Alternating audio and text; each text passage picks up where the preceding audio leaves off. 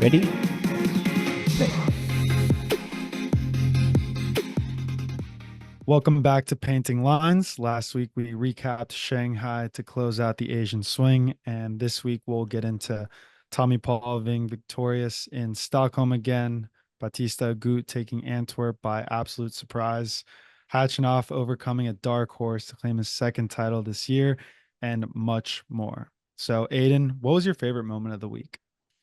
I gotta say, Stan the Man's big win over Rublev, just because it's always cool to see a run from these older guys, and it's just funny because every single time you see Wawrinka, you're like, oh my god, how does he pull this off? Because he just creates such incredible shot making. He doesn't have to be able to move around the court like a Deminar does. He just puts the ball exactly where he wants to.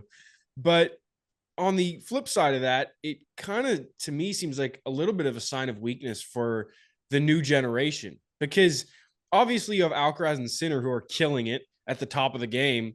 But the fact that guys like Cilic or Bautista Agut can win a title or Stan can knock out top seeds, it kind of shows me that this generation doesn't maybe have the depth of dominant talent that existed during like the Big Four era.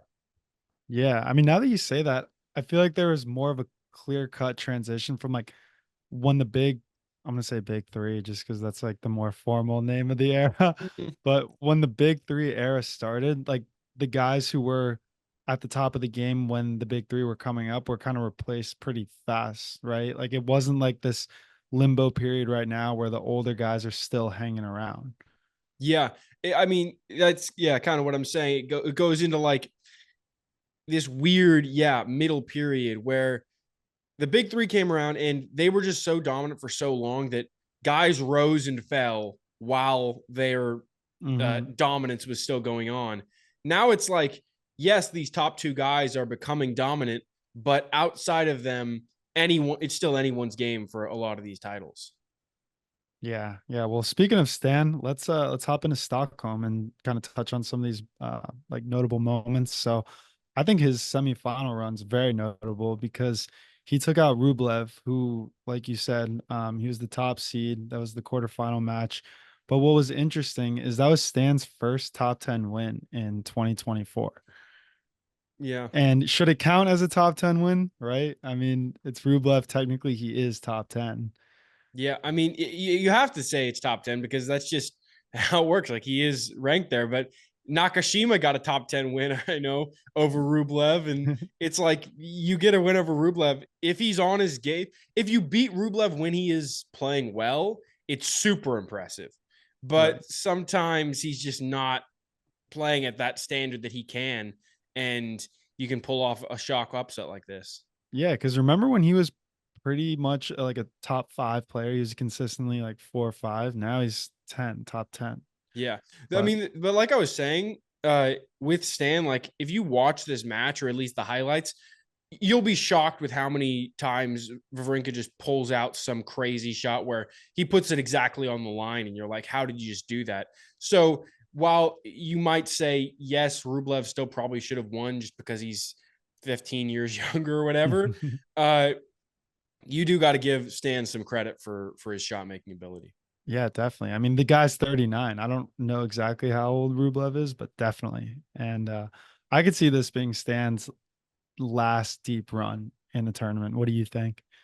Definitely possible. I mean, it's hard to always bet on a guy that's getting that high up there. I mean, he's what 3 years older than Djokovic, and we're already talking about Djokovic retiring and Wawrinka's still going. So Yeah. I don't know. We'll see. We'll see what happens in the future, but I could definitely see this being his last run. Yeah, I feel like as Wawrinka, like versus Djokovic, like even though Wawrinka's older, I feel like he's kind of just playing on borrowed time. Like he's not expected to win titles. There's not really that much pressure. He's just playing probably for the pure love of the game, and that's what he's been doing his whole life.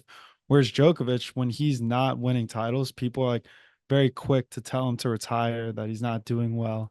So I just feel like Stan's in a good spot right now. Yeah, it is kind of funny when you look at it that way because even with someone like Murray, like in this year, earlier this year, he was still expected. Like if you saw Murray playing, you were like, I feel like he should win this match, even though in reality he probably shouldn't. Mhm. but there you don't have that same kind of pressure on Wawrinka, where Yeah. it's like no one expects anything from him. Yeah. Yeah, no, he's playing free. But the other old bat in the tournament, Dimitrov, made it to the final. I thought this was pretty insane. You know, it wasn't really a hard run for him. He didn't even play any three setters until Grigor in the semis. And I think even though he didn't win the final, it was still a statement tournament for him.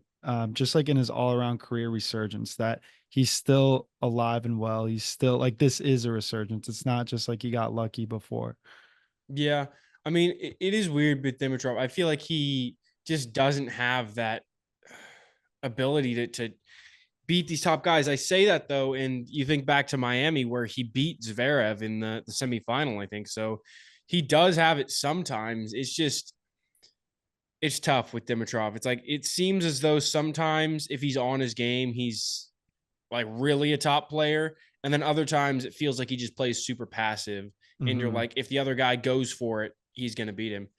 So yeah, good job from him. I also think it's kind of funny though, putting him kind of in the same sentence in terms of age as Wawrinka when Wawrinka's like 6 years older. You think about in like the beginning of their career, Wawrinka was already 25 and like an Wow. established pro, and Dimitrov was what, 19? Yeah, it's bad. I kind of discriminate against the 30-year-old Yeah, players. Like 30 anything plus. over 30s, like I just kind of group them into the same Yeah, you're like same bunch. team Wawrinka, pretty much the same. Yeah, team to me just seems younger. I don't know why. Well, because he is a lot younger Because than he Wawrinka. no, I meant like yeah, but Dimitrov. So Dimitrov's 33. I think so. Yeah, it's not too bad. But yeah, not many upsets this tournament. We already touched on Stan and Andre, and this isn't that big of an upset because he was unseeded. But to me, I was very shocked that Berrettini lost to Stricker. Um, Yeah. I yeah, because we like Stricker was a name that we haven't mentioned in forever, and then I don't know. I just expect a lot out of Berrettini. Yeah, I think your hopes are just a little too high for him. I I don't think know if he's so. back to the Grand Slam final type of Berrettini that we saw a few years I ago. know. Well, did you have an upset that you wanted to mention here? I mean, Rude technically got upset. It was like a 2 versus 7 seed. But honestly, I was checking on it and I found this perfect website that I'm going to keep coming back to uh, that shows rankings and stuff based on different surfaces and how people have played on different surfaces. So I was looking on it, and based on hardcourt points, he's actually the number 18 hardcourt player in the world, and he's below guys like Runa and Poprin.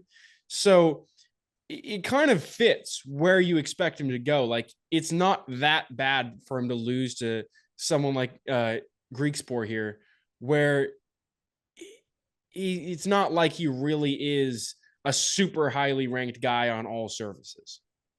Yeah, I wasn't expecting much from Rude there either. Does this website differentiate indoor hard and outdoor hard or no? You can if you want to. I Interesting. was just going based on purely just hardcore. Yeah, because I was listening to Nothing Major, the Sam Querrey, John Isner, Stevie Johnson, Jack Sock podcast, and they had Rude on, and they asked him what surface would he want to get rid of, and everyone thought he was going to say grass, and he said indoor hard.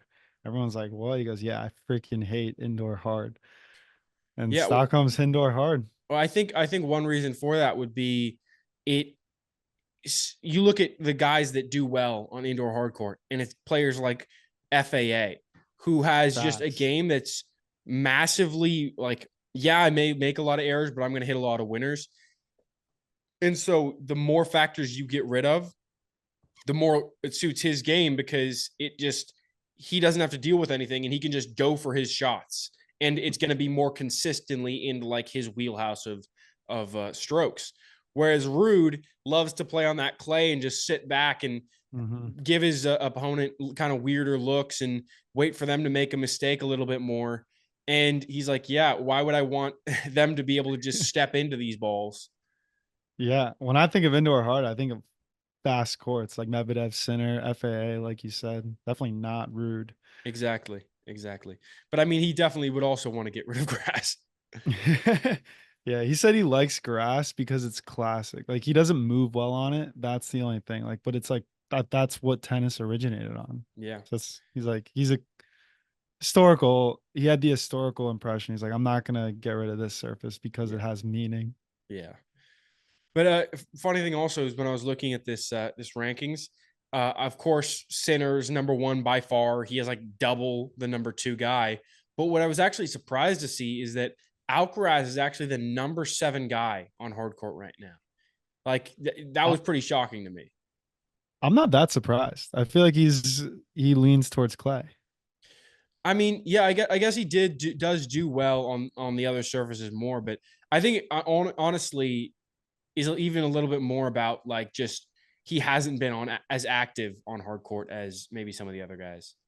Yeah, yeah. I wonder what Rafa's hardcore ranking was back in the day. Like if it was pretty comparable, or if he was better at hard than Alcaraz is at hard. It's probably hard to say. It depends probably what year you're talking about. You know what I mean? Yeah, I know, but I think people were quick to label him as a clay rat. Not even a clay rat, because that's not what it is. They were quick to label him as like just a clay player when he was very successful on hard courts as well. People tend to forget that. Yeah. Another pretty cool thing I saw in Stockholm was Bjorn Borg's son got to play in here, but he lost first round to Mueller, so he's ranked 586. So it was a wild card, and he didn't have to play any qualies. Mm. Yeah. I mean, when I see something like this, it kind of just makes me think like, is this a good or a bad thing for the sport? Because obviously it does bring some eyes, people being like, oh, Bjorn Borg's son is playing. But it's also like, was there another guy that maybe deserved that more that didn't get it because they brought him in instead? Yeah, I see where you're coming from, but I feel like you kind of have to. Like it is Bjorn Borg's home country, and his son plays professional tennis. I think it's more for optics than merit at this point. Yeah. Um, yeah, I feel like Sweden also just fell off completely with tennis. Like I'm trying to think of other Swedish players like Ymer. Yeah. Whatever happened to him? Yeah. We've talked about this before. It's like they were so good for a while there. At least they had like top Yeah, players that were competing like Vilander and Edberg and obviously yeah, Borg. And yeah. then you're like, okay, who is there now? Literally Ymer, I think is the Maybe the best number one dude. guy. I don't know. Anyway, But yeah, lastly, Tommy Paul takes the title. So I was wondering, is this considered defending your title since he last won in 2021 or no? I don't think so. I think usually defending a title is just when you win it back to back. Yeah, that's what I thought. That's what I Like thought. they're like, oh, he defended his title from last year. Yeah, because I think I saw somewhere where they said he defended it, but I was kind of thinking, I wouldn't really consider that defending because multiple Yeah. people have won it Well, since think then. about it this way: if you had a castle Yeah. that you took over, and then you got expelled from the castle for 3 years, and then came back to it and won it back, would you say you defended the castle or you retook the castle? I would say retook. Exactly. All right, let's go. Retook. Um, it was a pretty light week for him all around. Like he had a first round bye and then didn't drop a set all tournament. Nice. Just Yeah. cruised. Cruise. And he jumped to 10th in the race to turn, which is Big pretty, deal. yeah, huge. Big, Honestly, much needed points. 100%. I mean, it just another update on that. I saw a quote from Djokovic, and he said, as far as I'm concerned, I am done with those tournaments for my career. Whether I play in other tournaments this year or in the future, I can't say right now. By those tournaments, he meant like tournaments that aren't the Davis Cup and slams.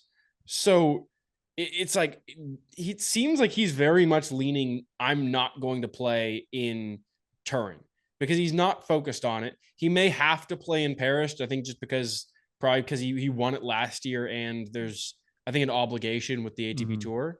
Hmm. But outside of the ones he's obliged to play, I don't know what he's going to do. And if he doesn't play in Turin and you take him out, all of a sudden you have Dimitrov and Tommy Paul right there fighting for that last number 8 spot with Dimitrov only 220 points above T Paul. So could kind of come down to how each of them does in that Paris Masters.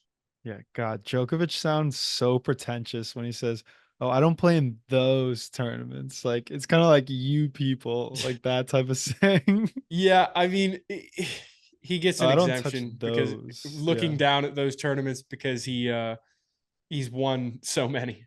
Yeah. I don't know. Part of me is maybe thinking that he's saying that because it's like I'm not gonna qualify, so I'm not even gonna play in it anyway. I don't know. Well, I mean, he is in right now though.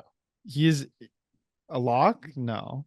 He Oh, pretty he's in much right pretty much. for Okay. Turin. Like he's the number Because I thought six the only guy. locks were He's okay. not locked. He's not a Yeah, he's not lock locked. technically, but it's like The a top three are lot would have locked, to I think. happen. A Yeah. lot would have to happen for him not to make it. Yeah, yeah. Well, I feel like he should play. I don't know why he wouldn't. We'll It's like, see. yeah, we'll We'll see. see. Like he may just do it just because he's like, I guess, like I have nothing better to do. Yeah. All right, let's hop over to Antwerp. So hometown hero Golfin sits this one out, and I really thought that maybe after his Shanghai quarterfinal run, that maybe he could be a favorite here. But Zuzu Bergs ends up being the shining Belgium. He actually made it to the quarterfinals, and he was unseeded, and he had a big win against Bias, who was number 4. Yeah. I mean, for me, obviously great job by him making the quarterfinals, but this is one of those wins against Baez where it seems like a little bit more of a bigger win on paper than it is in reality because Baez is kind of like the definition of a clay rat player. Like going back to that website I was talking about earlier with the hard court rankings and the different surface rankings, Bergs actually has more points this year on hard courts than Wow. Baez does. He has 454, whereas Baez only has 325. And like that's not just this year; it's on the rolling calendar. But Gotcha. either way, Baez is technically the number 5 player in the world this year on clay in terms of points. So that's why he's such a high ranked guy, whereas he's barely in the top 100 hardcourt players based on points. That's crazy. And you even said maybe there should be some kind of like separational ranking system for when you seed players in the tournaments. I Exactly. mean, yeah, because when you're saying this, like number 4 seed, he's really should not be a number 4 seed in this based on like his results. Yeah, based on his hardcourt results, exactly. Wow. Well, speaking of seeds, the top 3 seeds all fell in the quarters. So number 1, we had Deminar. He loses to Gaston, and this one hurt the most for me because I freaking hate Gaston, and I think like Deminar is a much better player, and Gaston was just too much like I don't know. I don't know what to say about him. I don't like that. I don't Yeah, like and Deminar everybody likes losing. Deminar. I So was gonna say he's such a good guy. He good loses guy to such a versus bad guy, and the bad guy yeah, wins sometimes. yeah. But yeah, I mean, another feels bad is just like, is he healthy? Like, obviously, hip injury, which is just so tough for a guy that's extremely mobile like him. Anything with the legs is going to be just a killer. Yeah, I hope this isn't the beginning of the end. That would be a drag. I can't believe I even just said that. Yeah, knock on wood, man. Yeah, right. Now, hips are you don't want to screw with those. Yeah. But and then we had the number 2 seed, Tsitsipas. He fell to Lehechka, and I'm honestly not surprised here. Lehechka is a young player.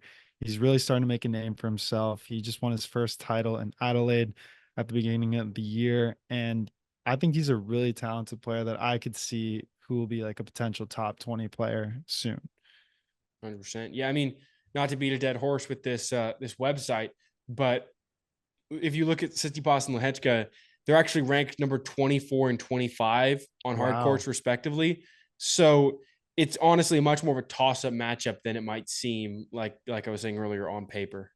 Yeah, and you even said before that Rude and Tsitsipas just like are really only turning into clay players. Yeah, no, it's funny though, because even then, like I look at this and I'm like, maybe I'm a little bit wrong because obviously both of them are still like top 25 in the world on Mhm. hard courts. It's just that they're not as good as they are on clay. It's like, yeah, we've talked about it. They're top 5 maybe guys in the world on Mhm. clay, but they're top 25 on hard courts. And But so you see him coming to these hard court tournaments and you're like, oh, why aren't they playing like a top 5 guy? And you're like, oh, it's because they're just not as good on these surfaces. yeah, and the crazy thing is that they used to be good on hard courts. Yeah. Like they both have made slam finals on hard courts. Yeah. It is So I pretty don't know if nuts. that's them getting worse or the competition getting better Yeah. on I mean, it hard. also could just be like sometimes you get guys that have that incredible tournament where they just play out of their mind. Mhm. Yeah, that's true. That's true. Well, at number 3, we had FAA. He loses to Bautista Agut, which was a tight 3-setter, and it came down to a tiebreaker. And that third set tiebreaker score was 8-6. So absolute heartbreaker for FAA. Yeah. I mean, I'm going to talk about this a little bit more in my match of the week because this was my match of the week. It was a great match. But the shocking part for me here is just the age range. Like you would think in a match that goes into a tight third set that FAA would have a massive advantage just given the fact that he's playing guy that's 12 years as senior. I think it comes down to mental advantage there. Like That's true. maybe Batista Agut like had the mental edge. Because I Yeah. think that's what it comes down to. It's not so much about physical, right? Yeah. That's actually an interesting point. It's like, oh, I say he's 12 years a senior. That's a bad thing. And it's like, oh, actually, he has just 12 years more experience. Hmm. And that's why Alcaraz is so unique because when he gets into a long match, I think it's physical and mental. Like when he's down and he comes back, you see the mental part. Like, okay, if this match goes to 5 sets in a slam, like you pretty confident Alcaraz is going to win. And then also, I feel like his level just increases and increases, kind of like a Djokovic too. It's not like where they start hot and get fatigued and then wear down. It's literally the opposite. Yeah. And then for the final, we have Batista Agut coming from nowhere, from the absolute rafters. He wins his first title since 2022. And fun fact, he's the second oldest tour level champion this year at 36. And the first is Djokovic, who's 37. But he's won gold in Paris in the Olympics. So I'm not sure if that counts, but Yeah. I mean, he's the oldest to win an ATP title, at least. oldest to win an ATP title. Yeah, exactly. And a quote that he said after his victory was, I think I deserved a week like this. And I couldn't agree more because this guy broke his foot last year, came back from injury, went all the way back to 120 in the world. And then he still got after it every day in practice with a smile on his face, still fighting at the end of his career. Like, kudos to you, Bautista Agut. You did deserve this title. Yeah. It's crazy to look at the fact that he's the second oldest after Chilich won one like 2 weeks ago. I know. Just Dude, I mean, pretty nuts. yeah, and now it's starting to seem a little less crazy when you said who was it last week that you said is only 33? Dimitrov? I don't know. No, no, no, no, no. You were like, yeah, and he's only Goffin. Oh, yeah. Yeah. That's so now it's like 30 is the new 20. Exactly. Exactly. All these guys, man. All right, now let's head over to Kazakhstan, the Almaty Open. I don't know if I'm saying that right, but Definitely the anyway, one that I was not following the most. I couldn't agree more. I feel like this tournament lacked the most talent out of all of them. Like the top 4 seeds were Tiafo, Tabilo, Hachinov, and Sarundalo. Only one of those players is in the top 20. And Yeah. then Sarundalo's ranked like 30th. So not that much And he's a going clay on rat. here. And he's a clay rat, exactly. So really not much going on. I feel like someone like what I want to touch on is Mahach. He was forced to retire in the second round. I thought that he re-injured his calf from Davis Cup back in September, but it was just an illness. Like he hurt his calf, I think against Alcaraz when he had to retire the match. But Mm. But yeah, I mean, he's a guy that maybe could have been a favorite, like especially against these top 4 seeds, because I feel like he's been playing very, very solid this year and has some great wins over top guys. yeah, and he was actually seeded number 5 too. So he Yeah. would have been like the next up.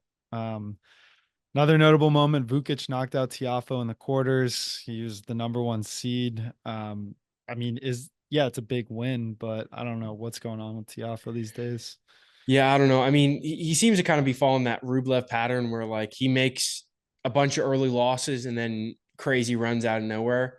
Just breaking down some stats from him for this year, like he's failed to win 2 matches in 18 of the 24 tournaments he's played this year, which includes 7 first round losses.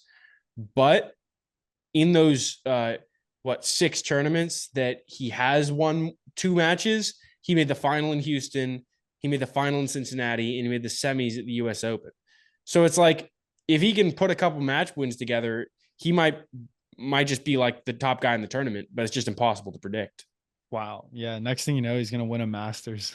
Yeah, on exactly. clay. Yeah, Swing he might lane. just come into Paris and win the whole thing. And you're like, where'd that Yeah. come from? Yeah, exactly. That's a good comp, Rublev. And then Gabriel Diallo, complete dark horse finalist. He just broke into the top 100 after this tournament.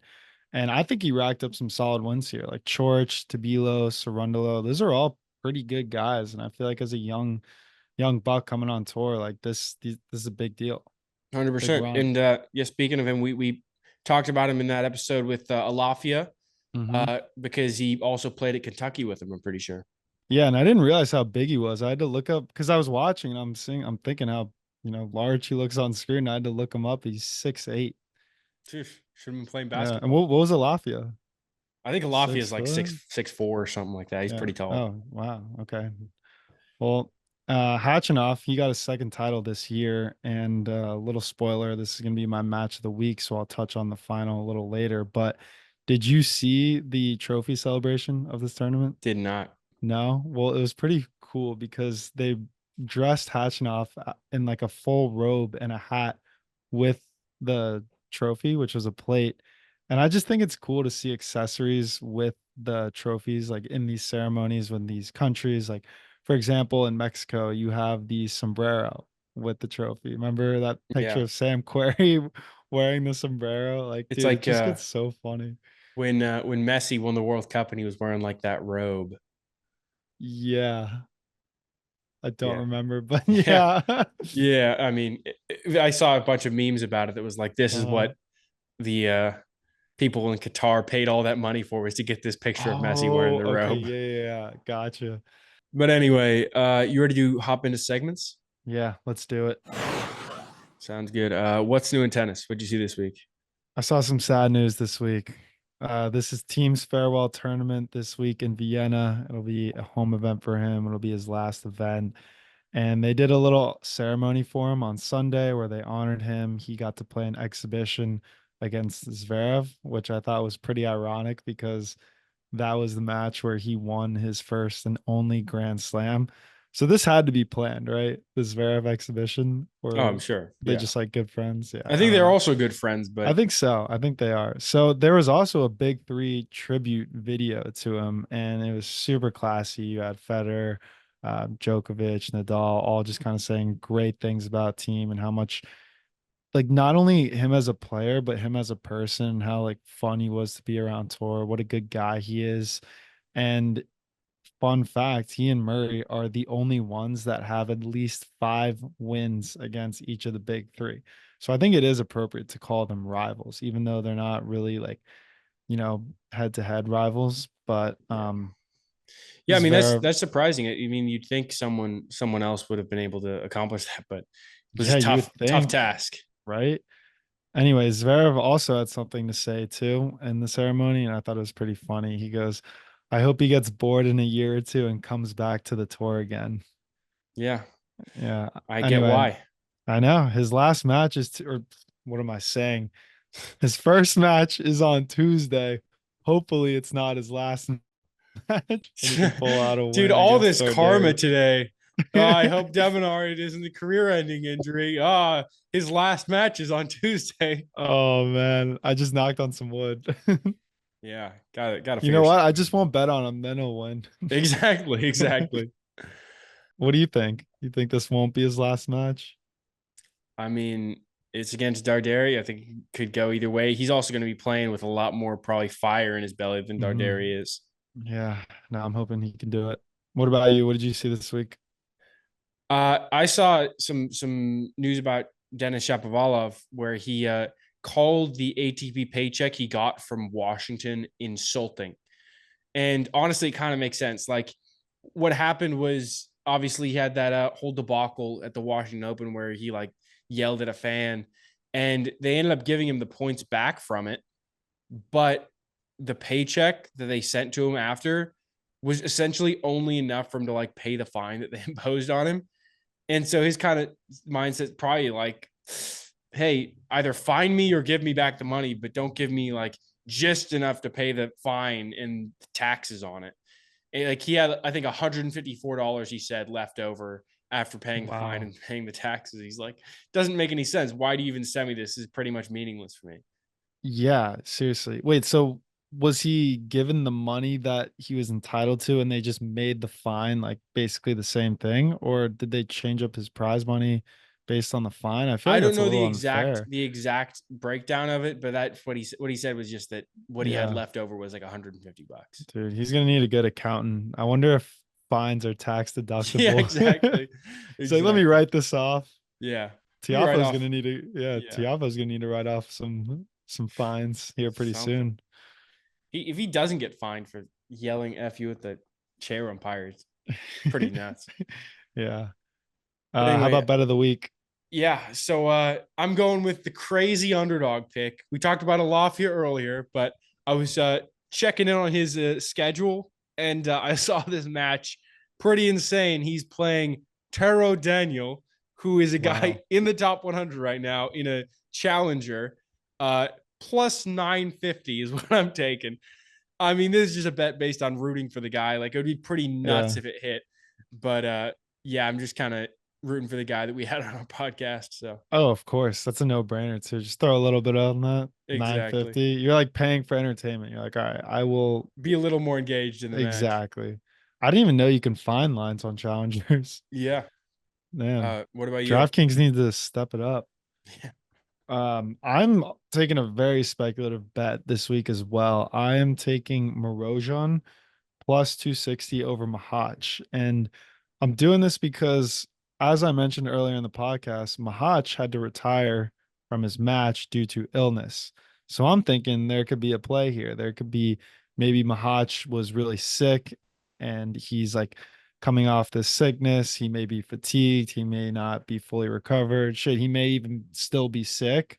So I think Morojan, he's not a slouch of a player. He could definitely take advantage of that. So I don't know. Also, not expecting to win, but seeing like, okay, there could be something there. Yeah, I completely get that. I mean, at plus Hmm. 260, that's pretty good odds. And with Mahach dealing with all these, like the injury earlier in the Yeah, year and then yeah. the illness as well. So could be a Hopefully, lot of things going against him. hopefully, would we call this a headhunter, or is Mahach not good enough to be I don't know if it would technically be, hunted? yeah, exactly. It's like, it wouldn't be a trophy like statement win. You know what I Yeah, mean? yeah, yeah. Then we can't call him a headhunter anymore. He'd just be a regular Yeah, hunter. exactly. Just a good player. Yeah. All right. How about match of the week? My match of the week was the Almaty final. It was Hachinov with a close call against Diallo. So it looked like it was going to be a really quick one because Hachinov, he took the first set 6-2, and then he went up an early break in the second and had a break point at 4-2. He couldn't capitalize on it. Um, Complete momentum shift here. Loses. Diallo breaks back and wins the second set. And Hachinov said, hell no, I'm not letting this 23-year-old take my title. Comes back, shuts the door in the third set, winning 6-3 and then taking the title. I love this from Hachinov because it shows his mental strength, like seeing in real time the momentum shift and then losing that second set and having to switch it back and not only winning the third set, but like really battling back and winning 6-3. Yeah, that's really impressive. Love it. To have those momentum swings, those are always the really fun matches to watch. Where like one guy's all out, and then all of a sudden the other guy's has all the momentum, even though he's losing. And then you see in that third set, okay, who really has the strength to hold on here? Yeah, exactly. I mean, I tend to pick tight matches, but this one had a good story behind it. So, what about you? What was your match of the week? Yeah, like I mentioned, I went Bautista Agut over FAA. Like you said, it was a super tight match, but just to break it down a little bit more. So first set was tight, and honestly, the biggest thing I noticed was Bautista's just inability to convert break points. Went 0-4, and he lost by one break of serve. So one break point back that he converted would have put him right back on serve, and maybe he could have taken that first set. The second set, he jumped on FAA early. And then in the last game of the set, I think there was actually a pretty important mental win for Bautista because he was up a break, but rather than kind of just let FAA, not let him win his serve and then hopefully serve out his own game, he battled really hard and ended up breaking FAA's serve after, I think, 4 deuce points. So super close final game. And then it kind of momentum swings even further in his way, because now he comes out in that third set and gets to serve first and has now also just broken his opponent. So you kind of saw that in that last set. Bautista ended up breaking to love at 4-3, went up 5-3, and then he went up 30-love in that game on his serve. And then FAA battled back, broke him, ends up going to a tiebreak. And again, Bautista goes up. He goes up 2 mini breaks. He's on serve at 5-2, loses 1, but still has 3 potential match points at starting at 6-3. FAA battles back, saves 3 match points, but then gets closed out 8-6. So like you said, just heartbreaking for FAA. And just another interesting stat about this match was just how big of a factor aces were. Kind of showed, like I said, how big of that one game was, because Bautista got to come out and be on his own serve, because FAA hit 19 aces, whereas Bautista Agut only hit 2 in the whole match. And that obviously shows that FAA's serve was a much bigger positive tool for him than it was when Bautista Agut was having to return. But contrastingly, with having those big aggressive shots like we were talking about earlier, FAA also had double the unforced errors that Bautista Agut had. So it's one of those things where, yeah, you're aiming for those bigger shots, but you're also missing a lot more. Yeah, I mean, Bautista Agut, by the way, it sounds like he's not going to do anything crazy, right? He's just going to play consistent and he's going to say, percentage tennis. I want to see you beat me, pretty much. Yeah. Well, good stuff. I feel like if FAA would have won that, it could have been likely he wins the title. Yeah, I mean, I feel like that's always a little bit of the case when you see a guy lose a tight match like that, and then the person he loses to goes on to win the title. You're like, well, he was the closest one to beating this guy of anyone in the tournament. Yeah, and I wonder, on the other hand, if Bautista Agut, once he won that, was like, all right, like, I'm unstoppable. It was just a great confidence booster. Yeah, I mean, sure. Because he beat Lehechka pretty handedly, right? I think it was only 2 sets. I don't think he lost a set in the rest of the tournament. I think this was only a 3-set match. Love it. All right, and that's the show. If you're not already subscribed, go ahead and hit that subscribe button. You can find us on Instagram, TikTok, YouTube at Painting Lines Podcast. Feel free to shoot us a DM or email us any questions or thoughts at paintinglinespodcast@gmail.com.